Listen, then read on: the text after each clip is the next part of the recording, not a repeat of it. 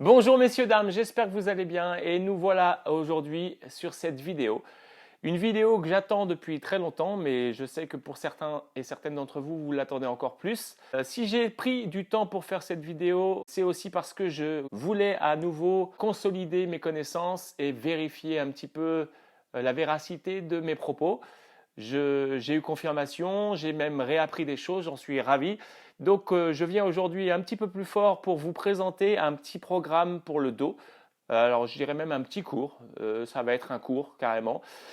Pourquoi ce programme? Eh ben parce que le dos, c'est en cours collectif très souvent négligé, survolé. Regardez par exemple l'ensemble des intitulés des cours collectifs et vous allez trouver quoi? Vous allez trouver des cuisses abdos-fessiers, vous allez trouver des abdos-flash, vous allez trouver des tailles abdos-fessiers, des spéciales fessiers, des spéciales tailles, des total body conditioning, des body sculpt, des body bars, concept complet du genre de Les Mice, mais vous ne trouverez jamais, quasiment jamais, de cours collectifs consacrés au dos. Alors qu'il me paraît tellement logique, c'est une des parties les plus importantes du corps et c'est une des parties les plus négligées, comme vous pouvez le constater, puisque c'est une des parties qui souffre le plus de dysfonctionnement. On a des pubalgies, on a des problèmes d'abdos, certes ça existe, mais c'est pas le plus fréquent. On a des problèmes de genoux, c'est vrai. Et c'est déjà une grosse partie. Des petits problèmes de cheville, des problèmes d'épaule assez souvent, mais énormément de personnes ont déjà eu des problèmes de dos. Et ça, je trouve dommage que ce ne soit pas mis en avant sur les cours collectifs. Bref, en musculation, les gens le travaillent, mais très souvent pour l'esthétique et pas forcément pour le fonctionnel. C'est-à-dire qu'ils veulent un beau grand dorsal, des lombaires bien épais, des trapèzes voyants. Mais dans la réalité, l'utilité du dos est tout autre. Et moi, aujourd'hui, si je suis venu vous faire cette petite vidéo, c'est dans l'espoir de vous faire prendre conscience de l'importance de votre dos, de son utilité au quotidien, et surtout de vous soulager pour un grand nombre d'entre vous de tous ces petits maux de dos, voire même moyens ou grands, que vous avez au quotidien. Premièrement, je vais essayer de faire un petit rappel quand même qui me semble plutôt important. Alors, dans cette période dans laquelle on est, je sais que ça fait très rabâché comme ça. Beaucoup de gens ont déjà dû vous le dire et vous avez entendu mille et une fois sur à peu près toutes les émissions de télé. Mais si à tout hasard, vous avez de la fièvre, vous avez la toux sèche, vous avez le nez bouché, vous êtes fatigué, vous êtes essoufflé facilement, vous avez différentes douleurs, maux de gorge, douleurs osseuses, articulaires, maux de tête, frissons, nausées, vomissements, diarrhée, les yeux gonflés ou tout autre symptôme que vous n'aviez pas avant cette épidémie. J'insiste, ne faites pas d'activité sportive sans avoir pris l'avis d'un médecin. C'est pas assez dit, je ne l'ai pas dit du tout par rapport à toutes mes premières vidéos et je le regrette parce que malheureusement, dans un système immunitaire défaillant, l'activité sportive n'est pas du tout conseillée.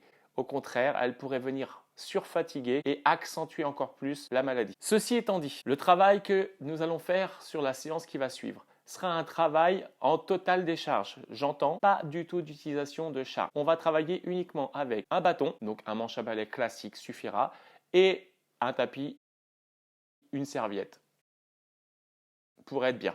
Voilà. À partir de là, que je vais vous demander aussi, malgré tout ce que je dis au quotidien et malgré tout ce qu'on entend, le mouvement va être important, mais la répétition va l'être tout autant, voire plus. Nous n'allons pas corriger sur une vidéo ou sur un exercice la totalité des postures que vous avez pu avoir. Il va donc falloir prendre en compte une première chose, c'est ces sensations. Et ça, je ne pourrai jamais, je vous le dis bien, jamais pour vous décider de si vous avez mal ou si vous avez pas mal. C'est donc à vous de juger. Donc une fois qu'on a pris en compte ces sensations, si vous travaillez à décharge, c'est-à-dire sans poids, et que votre corps supporte très bien l'exercice, que ne vous fait pas mal, que c'est une simple sensation d'étirement ou d'échauffement musculaire, vous pouvez continuer l'exercice. Inversement, si vous sentez picotement, tiraillement, coup d'électricité ou une douleur diffuse qui arrive, on arrête effectivement tout exercice. Ceci étant dit, si vous n'avez pas de soucis, la posture reste importante, n'hésitez pas à utiliser des miroirs pour pouvoir vérifier votre posture, mais nous sommes tous anatomiquement différents. Nous avons une base commune, mais nous n'avons pas forcément les mêmes positions adopter au quotidien, ce qui fait que nous avons souvent modifié un petit peu notre schéma corporel. Et c'est pour ça que certaines personnes arrivent à tenir un dos droit, d'autres sont très kyphosées, d'autres sont très lordosées, certains ont des scolioses. Et donc du coup, il va falloir composer avec. La répétition, en faisant attention simplement à exécuter au mieux en fonction de sa posture le mouvement, sera de toute façon votre cheval de bataille. Donc n'hésitez pas à répéter. Ne vous dites pas j'arrive pas à faire le mouvement, du coup je ne le fais pas. C'est comme ça qu'on va s'enterrer dans une posture qui n'est pas du tout adéquate dans le temps. Essayez d'être dans tous les cas progressif et linéaire. Ça veut dire quoi? Ça veut dire que dans ce qu'on va faire aujourd'hui, vous allez trouver plusieurs exercices et c'est absolument pas exhaustif. Ça veut dire qu'à tout moment, vous devez sélectionner ceux qui vous paraissent le plus judicieux pour pouvoir les réutiliser. Alors, je vais vous donner des répétitions, je vais vous donner des exercices, je vais vous donner des explications. Et moi, ce que j'espère, c'est que de ce cours, vous n'allez pas simplement vous contenter de le faire aujourd'hui, peut-être encore une fois demain, et puis vous arrêtez là, mais j'espère que vous allez en tirer un maximum d'informations pour que vous puissiez à terme vous composer vous-même des petites séances qui peuvent durer le même temps, plus court, pourquoi pas plus long, même si je ne pense pas que ce soit nécessaire, mais qui soient quasiment hebdomadaires, c'est-à-dire 1, 2 ou 3 fois dans la semaine, c'est très bien. Surtout si vous faites des petites séances de 10 minutes. Pourquoi je vous dis ça? Parce que le corps ne comprend que la répétition et la linéarité. Si vous êtes en dents de scie, si vous ne faites quelque chose que parce que vous vous retrouvez dans une situation d'inconfort et que dès que ça va mieux, vous arrêtez, votre corps va recommencer avec ses mauvaises habitudes. Et automatiquement, vous allez vous retrouver dans des postures avec des douleurs que vous ne souhaitez pas avoir. Donc, il faudra en permanence vous composer des petits programmes. Alors, je dis vous composer, je resterai à votre disposition et je vais continuer à vous apporter des choses. Mais je vais déjà vous donner une liste plutôt intéressante d'exercices que vous pouvez faire avec des explications qui vous permettront même d'adapter les exercices en fonction de vos morphologies. Pour ça, il y a une règle à respecter, c'est l'honnêteté. Je parle d'honnêteté, je parle de votre honnêteté avec vous-même. Je n'ai absolument pas besoin que vous soyez à me dire « ça m'a fait du bien, c'est génial, merci à toi » ou au contraire « c'est pourri ». Non, soyez simplement honnête avec vous-même. Vérifiez, faites-le. Utilisez les exercices que je vous donne, utilisez d'autres exercices. N'hésitez pas à aller voir. La toile aujourd'hui est remplie de bonnes informations, mais il faut simplement avoir un tout petit peu de jugeote et se poser les bonnes questions. J'insiste donc pour vous dire que le corps humain est un corps qui a évolué et qui est fait pour être debout et en mouvement. Absolument pas assis dans un fauteuil, assis sur une chaise de bureau, dans une voiture. Et c'est pour ça qu'on se retrouve à notre époque avec d'énormes soucis de dos,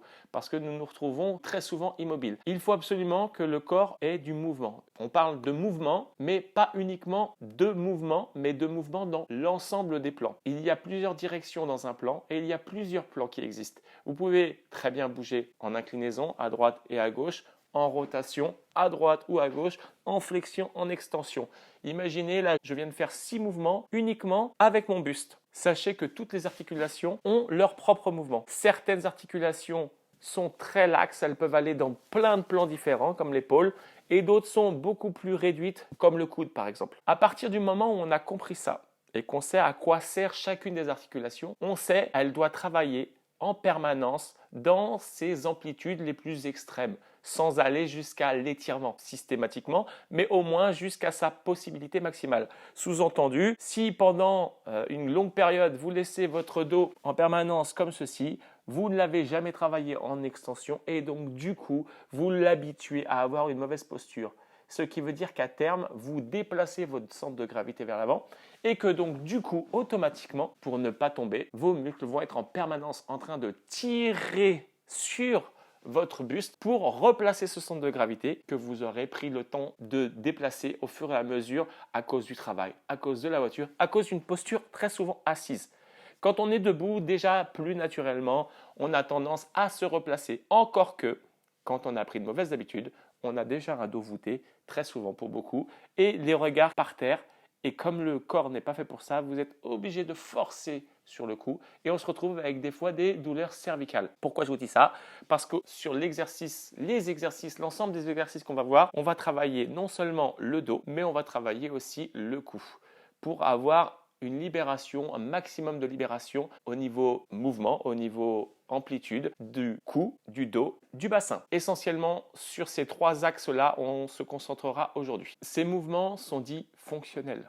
je vais utiliser des mouvements qui peuvent vous paraître particulièrement inadéquats, sachant qu'on n'utilise pas systématiquement un bon paquet des mouvements qu'on va faire, sauf qu'ils restent fonctionnels, puisqu'en fait, ils permettent de faire fonctionner votre buste, votre rachis, votre corps, dans tous les axes dont il aura besoin pour pouvoir se mouvoir au quotidien et pour pouvoir surtout, j'insiste bien, répondre à toutes les situations de stress particulières qu'il pourra y avoir lors d'un déplacement, lors d'une surprise, lors d'une fuite, lors d'une activité sportive, etc., etc. Donc, si vous ne l'habituez pas au quotidien à utiliser l'ensemble des axes et l'ensemble des directions qu'il est capable de prendre, vous le figez dans certaines directions et vous le rendez inapte à l'adaptation et vous vous mettez dans une situation qui risque de vous créer des tensions et des douleurs qui sont absolument inutiles et fort désagréables. C'est pour ça que nous allons partir sur une petite séance découverte de son dos. J'espère que mes explications n'auront pas été trop longues, même si je le sais, certains auront décroché bien avant. Ce n'est pas grave car ce n'est pas une vidéo que je fais aujourd'hui pour faire des vues, mais c'est une vidéo que j'ai fait pour les gens qui sont vraiment intéressés à évoluer, à progresser et à faire attention à leur dos. Sur ce, je vous attends, suivez-moi.